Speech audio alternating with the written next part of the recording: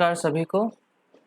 आज हम देखेंगे कि किस तरीके से गूगल फॉर्म का हम इस्तेमाल कर सकते हैं डाटा कलेक्शन के लिए। सबसे पहले गूगल फॉर्म में आपको उसका नाम देना पड़ेगा। तो नाम देने के लिए आप यहाँ देख सकते हैं अनटाइटल फॉर्म करके नाम दिया हुआ है, मतलब इसका अभी तक कोई भी नामकरण नहीं हुआ है। इसके लिए आपको क्या करना है, यहाँ पर क्लिक करना है। क्लिक करने के बाद में आप जिस भी कारण से गूगल फॉर्म बना रहे हैं उसका टाइटल दे दीजिए। मान लीजिए कि मैं इसको दे देता हूँ डाटा कलेक्शन। आप जैसे ही यहाँ डाटा कलेक्शन लिखें, डाटा कलेक्शन लिखने के बाद में आप कहीं भी क्लिक कर दीजिए तो देखिए कि ये अपने आप ही नाम जो है बदल गया है और यहाँ पे ये ड्राइव में भी सेव हो चुका है। डाटा कलेक्शन जो यहाँ नाम आया है ये आपका टाइटल हो गया गूगल फॉर्म का। अब आप चाहे तो इस पे फॉर्म का डिस्क्रिप्शन भी दे सकते हैं। मान लीजिए a simple study for data collection, ये हो गया आपका गूगल फॉर्म का नाम और उसका डिस्क्रिप्शन, और ये अपने आप से ही ड्राइव में आपका सेव हो जाएगा। आपको दोबारा से जब खोजना होगा तो आप गूगल ड्राइव में जाकर इसको इसके नाम से जिससे आपने सेव किया है उससे आप खोज सकते हैं।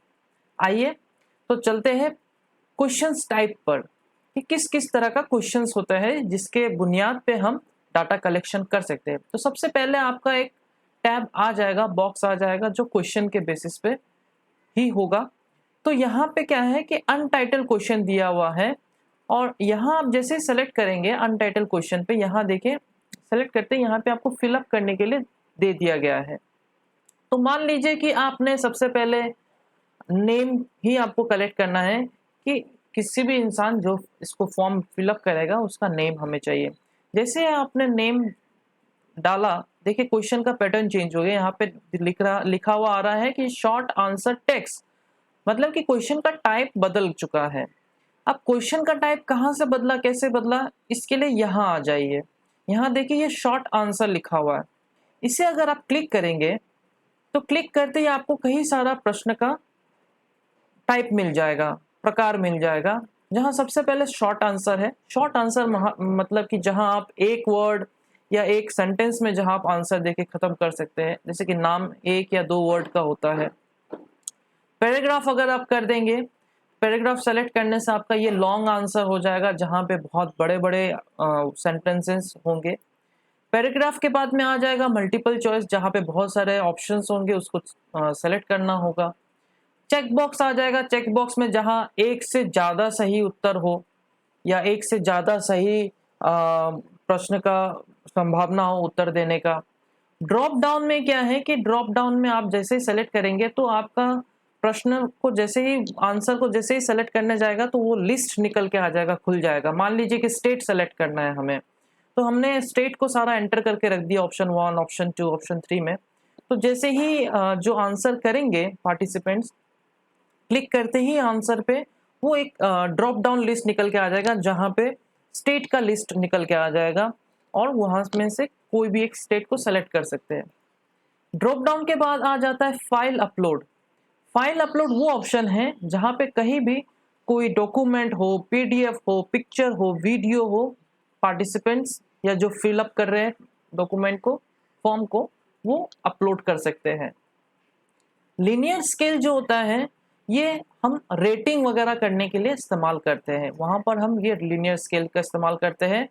मल्टीपल चॉइस ग्रिड जो है, जहां पे आपने रोज में कई सारा आंसर्स लिख दिए, उसके हिसाब से आपके कॉलम्स में कौन सा सही आंसर है उसको सेलेक्ट करना, ये हो गया multiple choice grid. Multiple choice की तरह चेक बॉक्स भी है। चेक बॉक्स में आपका हो सकता है कि एक रो में जो आंसर क्वेश्चन है उसका कई सारा आंसर हो सकता है। मान लीजिए कि मैंने चिकन लिख दिया। चिकन जो है वो उससे हम क्या क्या चीज़ें बना सकते हैं, चिकन मुगलई बना सकते हैं, चिकन तंदूरी बना सकते हैं, चिकन 65 बना सकते हैं। तो उसके कई सारे आंसर्स निकल के आएंगे। तो उसके लिए हम क्या करेंगे, चेक बॉक्स ग्रिड का इस्तेमाल करेंगे। और आपको कहीं भी अगर डेट का आंसर ज़रूरत है या टाइम का ज़रूरत है तो आप इन दोनों को सेलेक्ट कर सकते हैं। तो ये हमने देखा कि अलग अलग तरह के प्रश्न के प्रकार होते हैं। आपको आपके हिसाब से जो भी तरीके का डाटा कलेक्शन करना है उसके हिसाब से आप प्रश्नों को सिलेक्ट कर सकते हैं। यहाँ पे अगला जो आता है पड़ाव ये है कि यहाँ पे देखिए एक छोटा सा पिक्चर वाला सिंबल है। ये पिक्चर वाला जो सिंबल है ये एक्चुअली आपको फोटो अपलोड का ऑप्शन देता है। मान लीजिए आप प्रश्न में कोई फोटो तस्वीर के आधार पर आपको कुछ प्रश्न करना है तो यहाँ आप इसको क्लिक कर लीजिए। आप जैसे ही इसे क्लिक करेंगे यहाँ पे कई सारा ऑप्शन आ जाएगा। गूगल इमेज सर्च कर सकते हैं। मान लीजिए मैं गूगल इमेज सर्च करता हूँ और इस पे मैं सर्च कर देता हूँ इंडिया मैप। इंडिया का मैप सेलेक्ट कर मैंने सर्च कर रहा हूँ। सर्च करते ही यहाँ पे कई सारे ऑप्शंस दिखाएगा। जैसे ये ऑप्शंस दिखाएंगे मैं इनमें से कोई एक मेरे हिसाब से मैं सेलेक्ट कर लूँगा। जैसे इसको सेलेक्ट किया, सेलेक्ट करने के बाद में यहाँ पर दिखा रहा है इंसर्ट करने के लिए। इंसर्ट पे मैं जैसे ही क्लिक करूँगा यहाँ फ़ोटो मेरा अपलोड हो जाएगा और आप इसी फ़ोटो के आधार पर आपके प्रश्न जो है दे सकते हैं। इस तरीके से ये हमारा प्रश्न बनाने का और एक तरीका है। आप इसी प्रश्न को डुप्लीकेट करना चाहते हैं तो यहाँ क्लिक कीजिए। अगर मान लीजिए आप इसे डिलीट करना चाहते हैं तो यहाँ क्लिक कीजिए। अगर मान लीजिए आप इसे रिक्वायर्ड करना चाहते हैं, कंपलसरी बनाना चाहते हैं कि ये पार्टिसिपेंट्स इसका उत्तर दे तो आप इसको टॉगल को स्विच ऑन कर सकते हैं और इस तरीके से बन जाएगा आपका प्रश्न कंपलसरी। यहाँ जो 3 डॉट्स दिखा रहे हैं ये 3 डॉट्स में सबसे पहला आ जाता है डिस्क्रिप्शन। अगर आप प्रश्न का कोई डिस्क्रिप्शन देना चाहते हैं जिससे आपके जो फिलअप करने वाले पार्टिसिपेंट्स हैं उनको और ज़्यादा समझ में आए, आप लिमिट कर सकते हैं एक रेस्पॉन्स में, इसको सफल कर सकते हैं ऑप्शंस को। प्रश्न के हिसाब से ये आपको ऑप्शंस दिखाएंगे कि आप क्या कर सकते हैं। चलिए ये तो हो गया हमारे प्रथम प्रश्न का बॉक्स में कि किस तरीके का प्रश्न होता है और किस तरीके से हम इसे बना सकते हैं। आइए यहाँ पे नज़र डालते हैं। सबसे पहले ये जो प्लस के सिंबल दिख रहा है ये हो गया ऐड क्वेश्चन, मतलब आप यहाँ से और प्रश्न को जोड़ सकते हैं। मान लीजिए अगर इसे मैंने क्लिक किया तो क्लिक करते ही हमारा यहाँ दूसरा प्रश्न शामिल हो गया।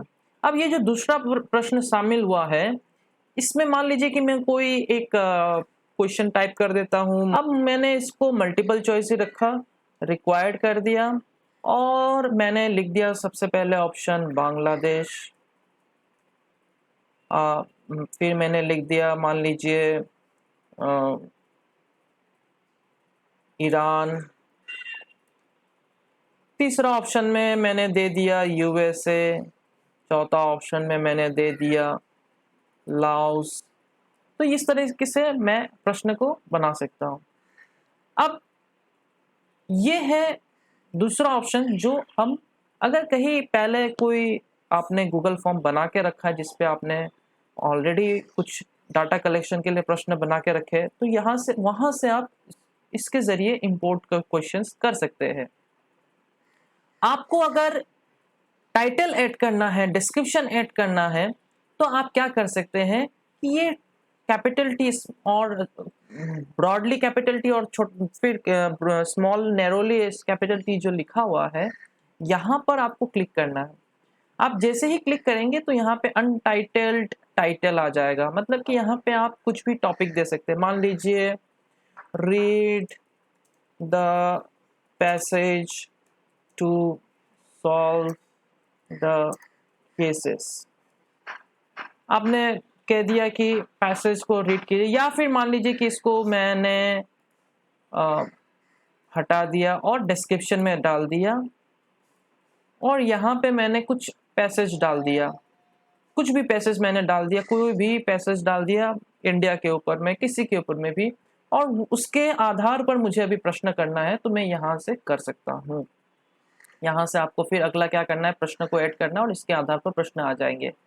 आपको अगर अलग से कोई इमेज डालना है, सिर्फ उसी इमेज के आधार पर आपको प्रश्न डालना है, बार बार आपको हर एक सवाल पर इमेज नहीं डालना है, आपको बस उसी प्रश्न के को बनाना है, उसी इमेज के आधार पर, तो आप यहाँ से इमेज डाल सकते हैं। उसी तरीके से आपको अगर वीडियो ऐड करना है और उसी वीडियो के आधार पर आपको अगर डाटा कलेक्शन करना है, तो आप यहाँ से ये वो वीडियो डाल सकते हैं।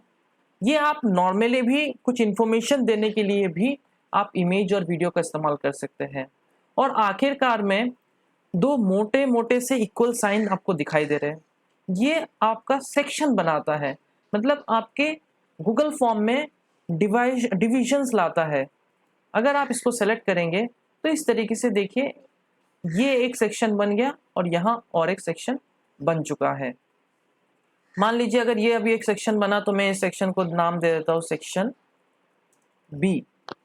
तो ये अलग सेक्शन बन गया। अब यहाँ पे प्रश्न जोड़ना है, तो मैं इस तरीके से प्रश्न को जोड़ते रहूँगा।